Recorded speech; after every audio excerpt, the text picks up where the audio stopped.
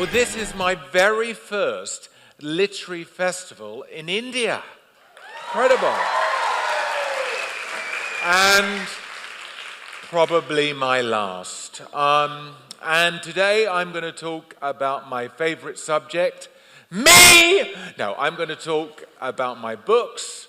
I'm going to share my love of reading with you guys and also encourage, hopefully, some of the younger people here to write their own stories. So where did it all begin for me as an author? Well, it was 15 years ago that I wrote this book called The Boy in the Dress. I just had this idea. I thought, what would happen if a boy went to school dressed as a girl? How would everyone react? And a lot of people said to me, David, is this book autobiographical? Have a good laugh. Well, you may not be surprised to learn, but I have an older sister, and when I was born, she really wanted a baby sister, not a baby brother. But that didn't stop her dressing me up like a dolly. She'd put this fur hat on me, put me in this mauve bridesmaid's dress, and she would parade me up and down the street where we lived. Last time was about 2 or 3 years ago, and joking, but this is me, in case you're doubting. There I am. Yes! What a pretty little girl I was. And the book is all about what it is to be different. It's celebrating difference in all its forms. And we all feel different in one way or another. And I would say to you kids out there, your difference is your superpower, okay? Never be afraid of that. Never be afraid of the thing that marks you out. That is the thing that is going to be a powerful force in your life. Now, in England, you often have single-sex schools. And I went to an all-girls school. No, I went to an all-boys school. And at this all-boys school, there were no girls to play the girls' parts in the plays. And none of the boys wanted to play the girls' parts, apart from me. And my school put on a little operetta called All the King's Men, and they needed someone to play the Queen. And for some reason or other, I was chosen. And this is a clip of me, aged 11, making my world debut on the stage.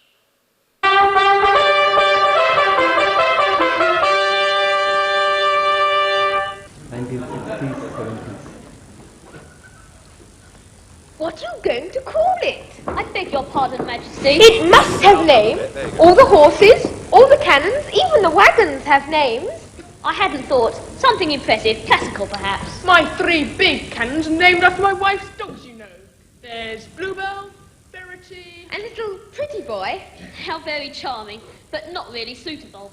Well, you can see that I took it very seriously. My mother got a wedding dress for me to wear because I was quite a big boy, aged 11. And it's the wedding dress I actually wore for my own wedding, which is why I'm probably now divorced. So to some extent, I was the boy in the dress. And I hope it's a very positive story. And one of the things that happens is Dennis, the boy who goes to school in a dress, he is expelled from school by this horrible headmaster. And he's not allowed to play in the football final. But his friends all get together and they decide to put on dresses too. And they run out onto the pitch and they end up winning the match. There they are, really sort of joyous picture. Does anyone know who did the illustrations for this book? Quentin Blake, you're right. And does anyone know the author that Quentin Blake is very famous for working with? Roald Dahl, never heard of him. And the grown-ups may know, some of you, if you've watched me on television in Little Britain. Anyone seen Little Britain? Well, you shouldn't have done because it's very rude. But you'll see I've made a very good living dressing as a woman. And these are some of my beautiful guises. I actually think, in fairness, I actually look very pretty there. I'm right, I know. So a question I often get asked is, where do you get your ideas from? And often it's, where do you get your ideas for your characters? Well, these can be inspired by real life. I told you about my older sister, 2 years older than me, and she used to love getting me into trouble. Does anyone here have an older brother or sister who loves getting them into trouble? Pretty much everybody, okay? Well, she used to do this thing. I would be in my bedroom, diligently getting on with my homework, and she would be in her bedroom, lying on her bed, going, "David, get off me, you're hurting me." And my dad would charge up the stairs and give me a whack round the back of the head. I waited 40 years to get my revenge by creating this character. Blubbering Bertha, and I think you've got the book, have you? The World's Worst Children. I made her one of the world's worst children. Now, do we have some budding writers in the room? Anyone? Yes, a few hands. Anyone like to be the next J.K. Rowling? I'd like to be the next J.K. Rowling. Well, one piece of advice I'd give you when you're writing your stories is always think about the villains. Because villains are very important, right? They often make the story happen. Think about it. Without Voldemort, Harry Potter is just having a lovely day at school. And that would be boring. Now, one of the villains that I created was actually inspired by a contestant on Britain's Got Talent. And I was a judge. And this gentleman, he came onto the stage. He had this greasy black hair, these dark glasses. He had these false teeth rattling in his mouth. And he sort of came on like this. And we said, "Oh, welcome to Britain's Got Talent. What's your name?" "Cockroach Ken." And we said, "Oh, well, welcome to the show, Cockroach Ken. What's your talent?" He went, "I'm going to eat live cockroaches." And he got out this brown paper bag that was rustling with live cockroaches, and he started eating them one by one. Everyone was disgusted and terrified, and he got buzzed off very, very quickly. But I couldn't stop thinking about him from the moment I'd met him, only for a minute. And I thought, a man who eats live cockroaches, what else might he do? Might he turn rats into burgers? Might he mush up those cockroaches to make a special burger sauce? And I took his life and I turned it into a book. And the best thing was, I never had to pay him a penny. Anyone know the book? Rat Burger. Sort of gave away a little bit, didn't I? But let's dim the lights again now, because I got to play Bert in a TV adaptation of Rat Burger. And this is the character of Bert on a date, okay? Have a look at this. Let's dim the lights a bit. I got you, babe. Right. Now open your eyes. Say I love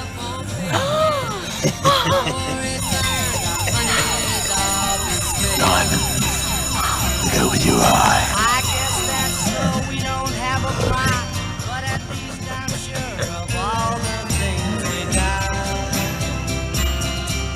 Babe, I got you, babe.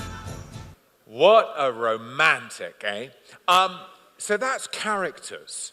But what about stories? You know, you need inspiration for stories too. Well, my mum and dad, every Friday night, used to have date night. And I was sent off to my granny's house for the night. And I'd think, oh, it's so boring. We're going to have to watch the snooker. We're going to eat cabbage soup. We're going to play Monopoly. And it was boring for me for a time, until I'd been learning about World War II in school. And I'd learned about the time of the Blitz. Does anyone know about the Blitz? Yes, it's when German bombs, Nazi bombs, were raining down on London, destroying whole streets and buildings and setting them ablaze. And so I asked my granny, I said, "Oh, Granny, what were you doing in World War II. And she started coming alive in a way I'd never seen before. She was suddenly telling me stories about heroism and survival during World War II. She lived in London. She had to hide in the underground stations overnight. And all the people would be lying next to each other, covering the whole platform, just so they could escape from these bombs. And when they came out of the tube, blinking into the sunlight in the morning, they wouldn't even know if their house was still standing. So it taught me a lesson. It taught me a lesson that old people always have a story to tell. And then when I was writing, I thought, well, what if it's not a story exactly, more a secret? Would that make an interesting story? And anyone know the name of the book? Gangster Granny. Yes, of course. And I'm going to read some of Gangster Granny now. And I'm going to read out loud in case you thought a bit boring just to watch him read a book. So this is the point in the story where Ben, the hero, has found a biscuit tin full of priceless jewels in his granny's kitchen. He confronts her, and she confesses to being an international jewel thief. She lays out all the jewels on the carpet of her living room and starts telling him the story of how she stole each one. But at that moment, they notice that someone is spying on them. "Whatever you do," said Granny, "don't turn round." Ben couldn't help himself, and his eyes darted towards the window. For a brief moment, he saw a dark figure peer through the dirty glass, and then quickly disappear out of view. "There was a man peering in at the window," said Ben breathlessly. "I know," said Granny. "I told you not to look." "Shall I go out and see who it was?" said Ben, trying to hide the fact that he was more than a little frightened. Really, he wanted Granny to go out and see who it was. "Oh, I bet it was my nosy neighbour, Mr. Parker. He's a retired major, and now he runs the local neighbourhood watch group." "What's neighbourhood watch?" asked Ben. "Oh, it's a group of local people who keep an eye out for burglars. But Mr. Parker just uses it as an excuse to spy on everyone, the nosy old git." "Is he suspicious about you?" "Oh, he's suspicious about everyone. We have to keep an eye out for him, young lad. The man is a menace." Ben went over to the window and peered out. He couldn't see anyone. "Bring!" Ben's heart nearly missed a beat. It was only the doorbell, but if they let Mr. Parker inside, he would see all the evidence the police would need to send Ben and his granny straight to prison. "Don't answer it," said Ben, as he ran to the middle of the room and started stuffing all the jewels back in the tin as quickly as he could. "What do you mean, don't answer it? He just saw us through the window. He knows I'm at home." "You answer the door and I will hide the jewels." "Me? Yes, you. Hurry." "Bring this ring," was more insistent. Mr. Parker had left his finger on the buzzer for even longer. Ben took a deep breath and walked calmly through the hall to the front door. He opened it. "Yes, can I help you?" Mr. Parker put his foot inside the bungalow so the front door couldn't be closed on him. "Who are you?" he barked nasally. He had a very big nose, which made him seem even nosier than he was, and he already seemed extremely nosy. Because he had a big nose, he also had a very nasal voice, which made everything he said, however serious, seem a little bit absurd. But his eyes shone red like a demon. I'm Granny's friend," spluttered Ben. "Why did I say that?" he thought. In truth, he was in a terrible panic, and his tongue was running away with him. "Friend?" snarled Mr. Parker, pushing open the front door. He was stronger than Ben and soon forced his way inside. I mean grandson, Mr. Parker, sir," said Ben, retreating back towards the living room. "Why are you lying to me?" he said, taking several paces forward as Ben took several paces back. It was as if they were dancing the tango. "I'm not lying," cried Ben. They reached the living room door. "You can't go in there," yelled Ben, thinking of the jewels still scattered all over the carpet. "Why not?" Because Granny is doing her naked yoga. Sadly, the nosy neighbour was not convinced. Naked yoga, a likely story.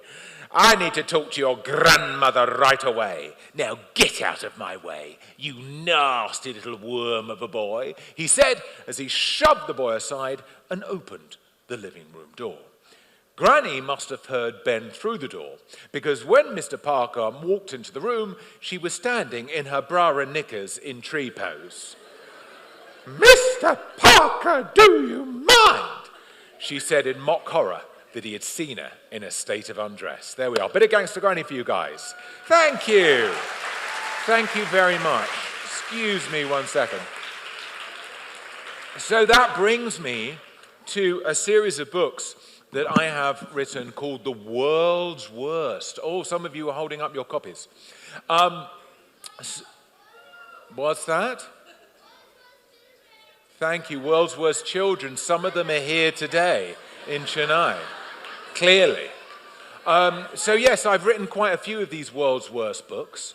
There's been The World's Worst Children, The World's Worst Children 2, The World's Worst Children 3, World's Worst Teachers, World's Worst Parents.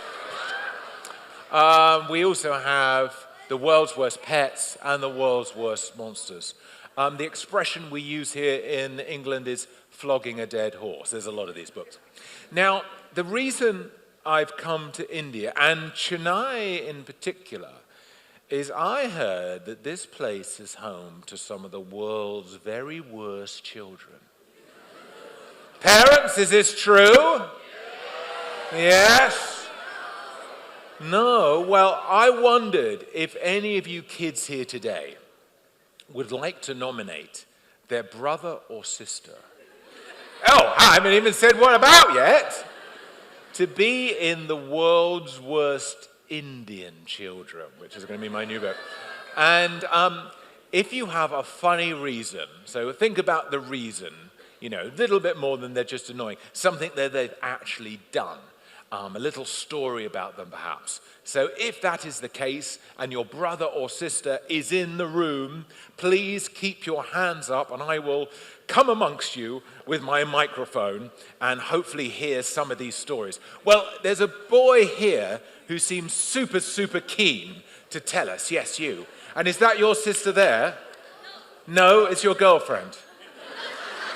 It's your fiancé. No, but you're in love with her and you want to get married to her one day. That's okay, that's okay. So don't be embarrassed about that. So is that your sister next to you the other side? Yeah, that's my cousin's sister. That's your cousin's sister. It's all very involved. So who do you want to nominate to be in the world's worst children? My sibling. And your sibling is a boy or a girl? A girl. And where is she today? She's at my house. Oh. She doesn't like me? I mean, what's her problem? She was busy. Yeah. Yes. And so what does your sister do that makes her one of the world's worst children? What your older sister did. Exactly what? She gets you into trouble by crying. Yeah. And you don't do anything at all? Yes. You're completely innocent? Yes. Do we believe that? No. Thank you very much for being part of the show. Oh, is this your sister here? No, that's my friend. That's your friend? Special friend? Yeah. Yes, okay. Just friend. So, okay, come and talk to us. So are you going to talk about a brother or a sister? My sister. I feel like a selfie's coming on. Is that right? You've got your phone in your hand.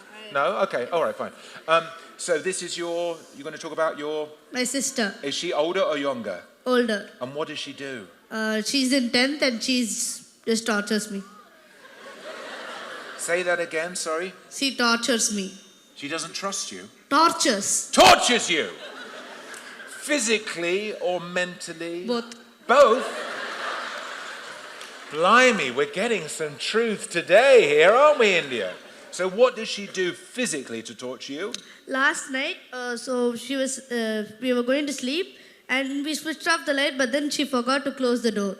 She likes complete darkness when she sleeps. I'm okay with anything. That doesn't sound too bad. I mean, that seems reasonable. But after I almost fell asleep, but then she started pinching me and torturing me to go close the door because she was too lazy to do it. That is terrible, actually. I was being pinched and punched until I got fed up with it and went and told my father. Okay. He was still awake doing some work, and then she told a rattle tale about something I did, which I openly confessed about. And then We've got a whole book here, I mean, haven't we? It's quite a story. then finally, while she was coming back, since she took the effort to come out and complain about me, she just closed the door on her way back. There we go. Well, she's definitely going to be in the world's worst. Well done. Thank you very much. Who else wants to tell me about, there's a hand going up and a hand trying to be pushed down. So let's hear your story, sir. So, first of all, Yep. how old are you? I'm 15. My goodness me.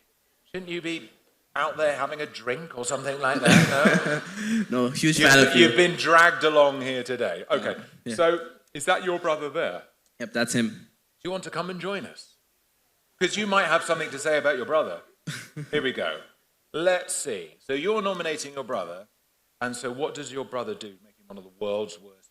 So every morning, it's my task to wake him up if my mom fails. Yes. So, What do you do to wake him up? Yeah, so What do you do? I can remove his bed sheet. Yeah, that's and nice. I throw it on the floor, and I tell him to wake up, move him, and everything. And he's the one who should be in the world's worst, not you. no, I'm. So the thing Doesn't sound like a fun way to wake up. The thing he does when I try to wake him up is that he lets off terribly. It's like his cycle of waking up. That I say, Yash, wake up now. And then he lets off a bad smell. Is that what you're saying? Terribly. And I'm like, Yash, wake up. And it's worse. Is this true? Yes. Yeah, there you go. He's a stinker and proud. And does your brother, apart from sort of jostling you around, does he do anything? No. No, there we are. Well, that's a good story. Should we do one more? One more. Let's make sure everyone gets a chance. Is anyone here just like those guys with their brother or sister? Oh, hello. I didn't see you there. So, how old are you? 7 years old. Okay. Do you have any idea who I am? No. Yes, well, thank you.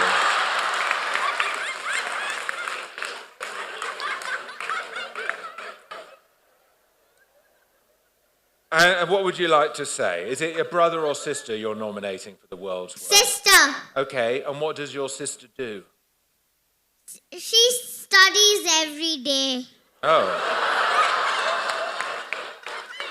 She studies every day. Yup.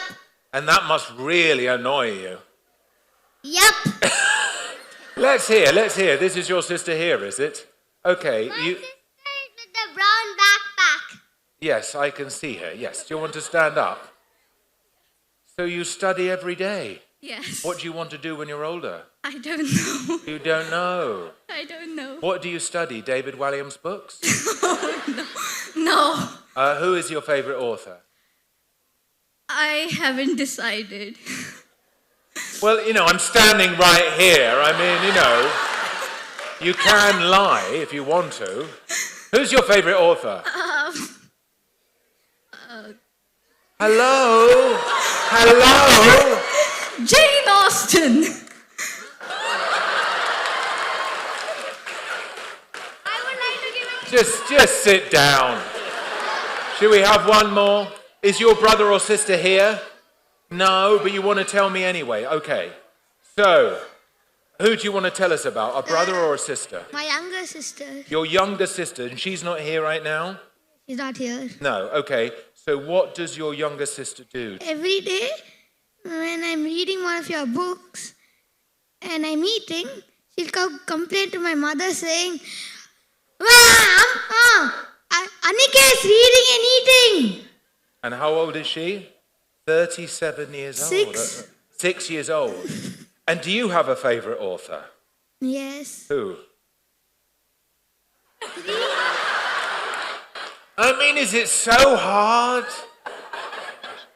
Do you have a favorite author? Yes. Who? You? Yes! We got there. Thank you very much. That's 500 rupees. There we go. Thank you. You could have had 500 rupees. Try getting 500 rupees from Jane Austen. Thank you very much. And you've done a lovely picture of me. There we go. 500 rupees. Thank you very much. Thank you.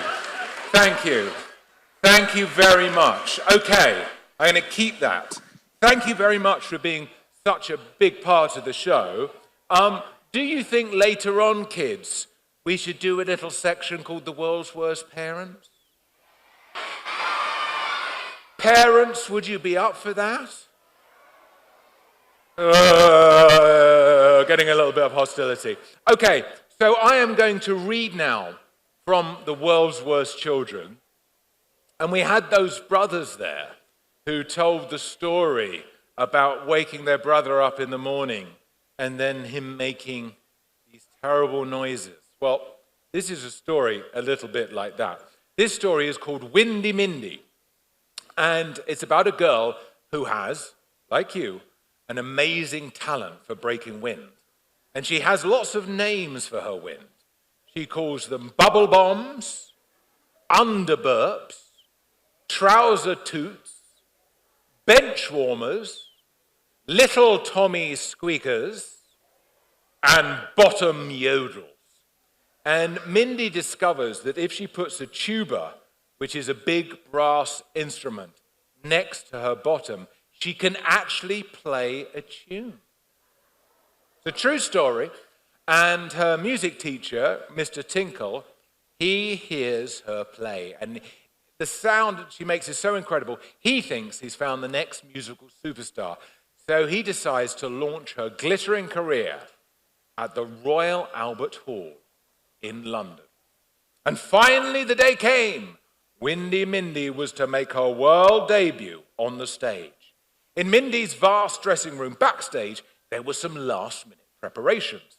The little girl was delighted to devour as many of her special farty foods as she possibly could. Porridge, beans, lentil soup, dried figs, mushy peas, cauliflower cheese, and prune juice were all mixed together in a giant vat, which she then poured down her throat. To ensure she would have enough wind for the performance, she topped it off with a huge bottle of fizzy pop, and now Mindy's tummy was bubbling with air. Isn't it great? I think I'm going to explode. I will have enough wind to play for hours, she said, before excitedly clambering onto a trampoline. After bouncing up and down for over an hour, the food and drink in the girl's tummy had been mixed together nicely, or horribly, depending on how you look at it. Meanwhile, all the distinguished guests had been seated in the auditorium. The lights dimmed, and a spotlight shone on the girl's music teacher, Mr. Tinkle, as he shuffled onto the huge stage of the Royal Albert Hall. Your Royal Highnesses, my lords, ladies, and gentlemen, I give you Windy Mindy. Mindy smiled and bowed to the audience. As she did, a little pop popped out of her bottom. Next, Mindy turned round and placed the tuba behind her bottom, ready to blow her wind towards it. Gasp! The audience was scandalized. They'd never seen anything so rude. But immediately, sweet music filled the hall, and they were all shocked into silence. After just a few notes, she had everyone entranced. They were all in the palm of her bottom. This was a moment in music history that the world would never forget.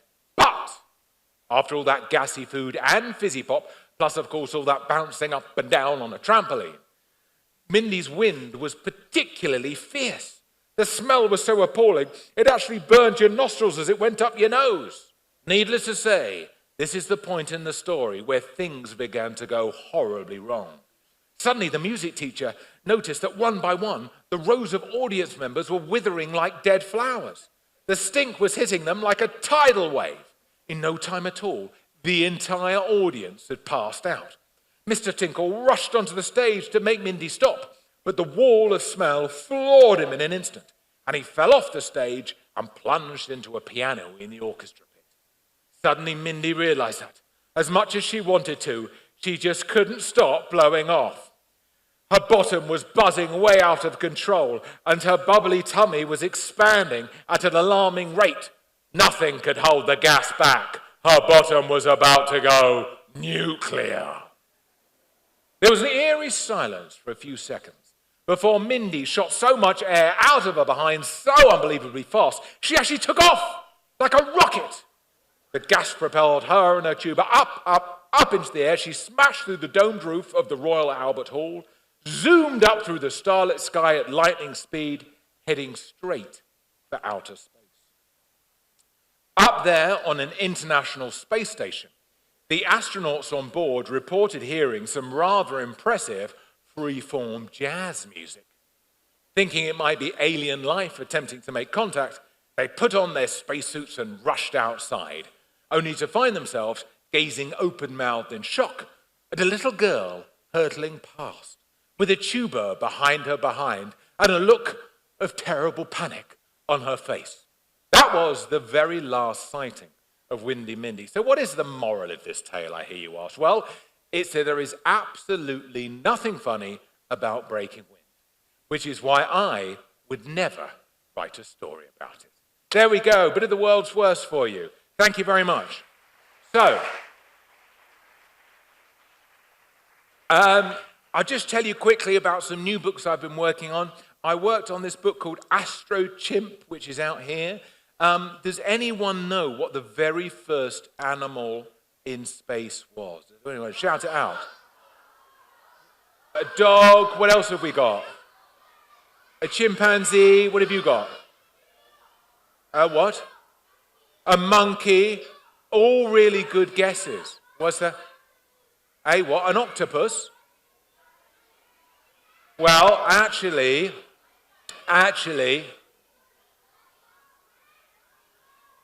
yes. Thank you for your contribution, but we'd go on forever like that. The answer is actually fruit flies, believe it or not. It's interesting, isn't it? So what I did, I always wanted to write a story about the animals that were sent into space. And really good guesses, dogs, chimpanzees, cats, whatever, all of they were sent into space, but fruit flies were the first. And so I took the real animals sent into space, like this is Ham, the American chimpanzee. He became a character in my book, Chump, the chimp. Now, what nation do you think would send a cat into space? It's the French. The French sent a cat into space called Veronique, and I created a character called Bardo based on her. A lot of people said a dog was the first animal, and I think it's because a dog is probably the most famous animal to ever be sent into space. Does anyone know the name? Everybody does. Laika. Isn't it amazing? 60, 70 years later, we still know the name Laika. And you may not know, she was actually a stray dog found on the streets of Moscow because they wanted a stray dog that could withstand the cold and hunger of being in space. And I created my own character who was a space dog pirate. And also China sent tortoises into space. Whether they enjoyed it or not, we'll never know. And fruit flies were the first, and I made them the villains of my story. And this book is really almost like a graphic novel. I really wanted to be a super fun book for even kids who don't like reading. And Super Sleuth, and I have some copies here to give out, is the brand new one. It's a murder mystery. And the idea is that there's a cruise liner going all the way from America to England in the 1920s. It's away for a week. On the very first night of the journey, the world's most famous detective, who is right here, is murdered. So it falls to a little girl called Dilly and her dog Watson to solve the crime. So I had a lot of fun writing this one, and I think it's come out in India quite recently.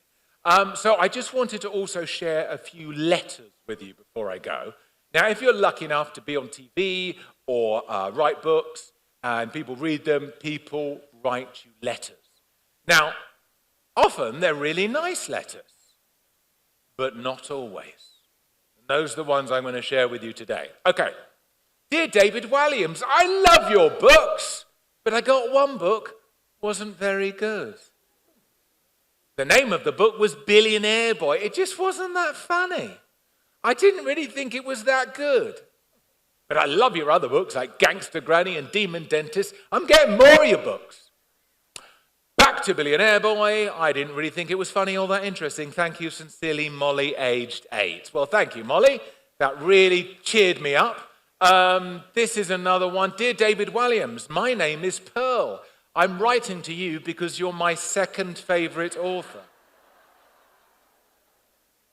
I really wanted to write to J.K. Rowling, but my teacher said not to, as she obviously receives too many. So here I am writing to you. Well, I thought that might amuse Jo Rowling, so I sent it on to her. And she said it reminded her of the time that she went into a school to talk about Harry Potter, and all the kids were given a piece of paper to write down what they thought of her visit, and one of the girls wrote, she needs to brush her hair. There you go. Harry Potter author in your school. Okay, this one, there's a bit of a subtext. The grown-ups may spot the subtext. Dear David Walliams, I go to school in Harrogate, St Mary's Primary School. We're having a summer fete. Please, can you open it for us and sign some books? I know it's a long way away, but my teacher, Miss Kirby, says you can have a sleepover at her house.